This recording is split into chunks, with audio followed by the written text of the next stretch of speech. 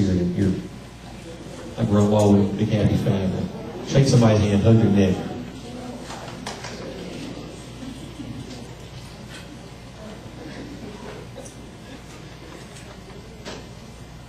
And I'm just going to read the scripture and just make a few comments. The Lord didn't give me a lot today as far as a long message. Can we put it up on the wall?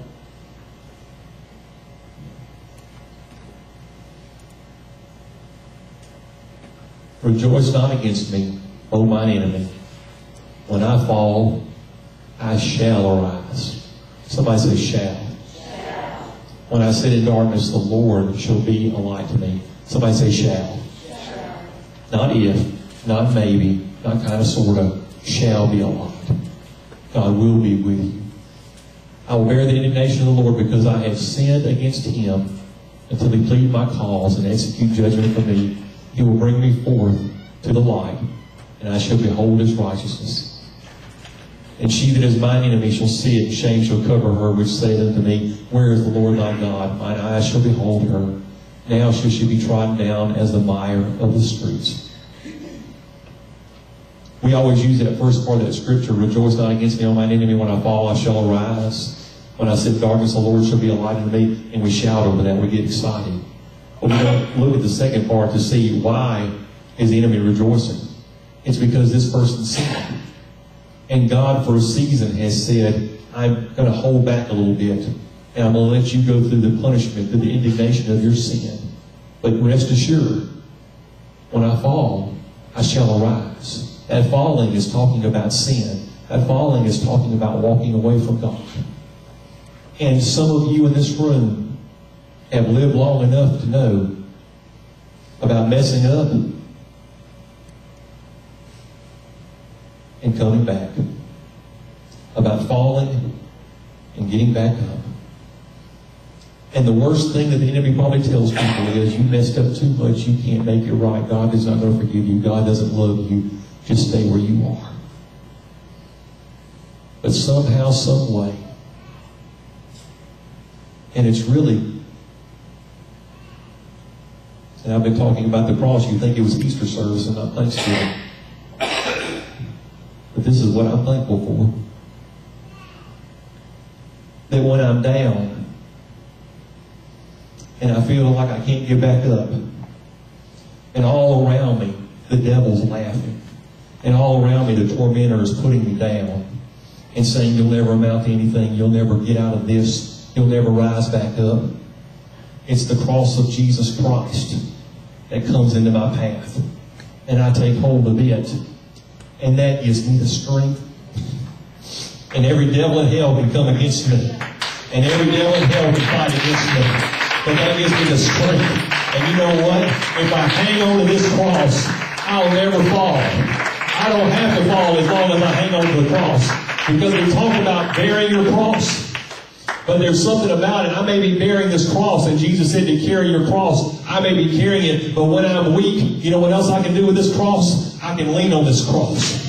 When I'm weak, I can lean on the cross of Jesus. When I'm down and depressed, I can lean on the cross of Jesus. I can hold on tight, and I don't have to fall again. I don't have to keep stumbling. I don't have to keep messing up. I don't have to keep ruining my life. I don't have to keep hurting my family. I can say, Jesus, I'm going to stay close to the cross. Jesus, I'm going to stay right here. I'm not going to leave. Because if I ever decide to leave, hallelujah, somebody, come hold the cross up. Come hold the cross up. Amen. Because if I decide to leave it, what happens? If this is the thing that's holding me up, I fall again. I fall again. I fall again. So what's the best thing to do? It's just to go ahead and hang on to it and never let it go. Jesus, I'm here. I'll carry it with me wherever I go. It may seem like a burden sometimes. It may seem like it's harmful to me sometimes. It may seem like it's ruining my fun because I want to go do things that the flesh wants to do. But in the end, when I'm having a bad day, Jesus, I lean on you. When I'm struggling with financial worry, Jesus, I lean on you. When I'm hurting inside and don't know which way to turn, I I know I can turn to the cross, and I can lean on the cross of Jesus Christ that's never let me down. I can lean on Jesus. Rejoice not against me, my enemy. When I fall, I shall arise. And how am I going to rise up? It's through the power of the cross, through the blood of Jesus Christ that He shed for me, that I can be set free. Because when it happens, I'll bear the indignation of the Lord. You may be going through that right now. You may be going through a time where you've just been dealing with the results of your sin. You know, sometimes that's a good thing. Because if you sinned and there was no results, you would think, well, this ain't that bad. But when you get to sinning, the Bible talks about the pleasure of sin for a season. But when you get to sinning and you do it long enough, it ain't pleasurable anymore. It begins to take a toll on your health. It begins to take a toll on your family. It begins to take a toll on your life. And you come running back to the cross. The thing is to not get into a habit of I leave the cross, I come back to the cross, I leave the cross, I come back to the cross. That's a miserable life. Just stay with the cross. Just stay with the cross. Don't let the cross go. Jesus in your name. Jesus in your name. Jesus in your name.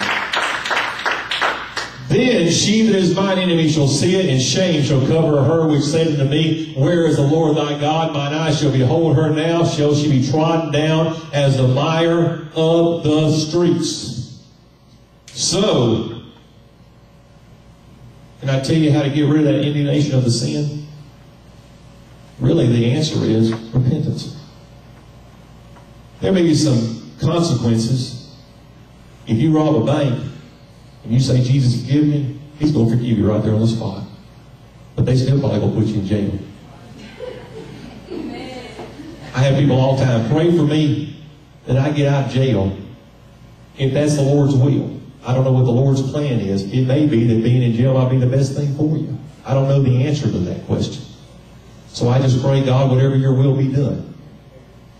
But sometimes there's temporal consequences. But as far as that nagging at your heart, as far as that I can't sleep at night feeling, as far as that I'm just in anguish all the time and turmoil all the time because of my sin and I'm dealing with the indignation of it, all you've got to do is come to a place of repentance and say, Jesus, forgive me, I'm sorry. You're my Lord, you're my Savior, you're my Master. I put you first in my life. I'm sorry for what I've done. And all that will lift off of you. Then she that is my enemy shall see, and shame shall cover her. All those people and all those devils that were telling you, you'll never amount to anything. You'll never be able to overcome. You'll never be able to change. All of them will put their hands in their pockets and turn their heads down as you're shouting, as you're praising God, as you're leaning on the cross of Jesus. And they're going to go because they're going to be ashamed. They're not going to want to be around you anymore. I can tell you this, the enemy does not want to be around a praiser. You begin to praise and worship God, and you begin to lean on this cross and put Jesus first in your life, the devil don't want to be anywhere near that spirit. He doesn't want to be anywhere near that attitude. He'll run away from you as fast as he can. Why don't we all stand? The Lord gave me several things this morning. One about that story with the Colosseum. If you need to forgive somebody, do it today. If you need to be that one person that does the right thing, that changes the lives of other people, do it today.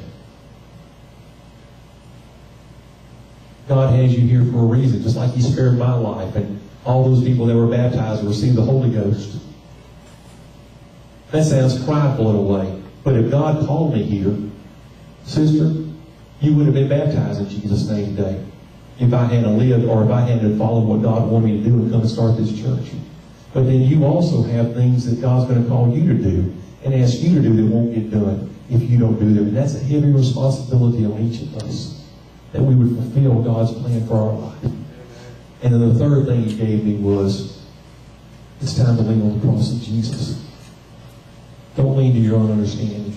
Don't lean to the lawyers. Don't lean to the doctors. I mean, I understand there's times you got to talk to them. There's times you got to visit them. But the basis, the spoke on which all the wheel turns, that hub on that all the wheel turns, is the cross of Jesus. The cross of Jesus. My words seem faltering and I am a little out of breath.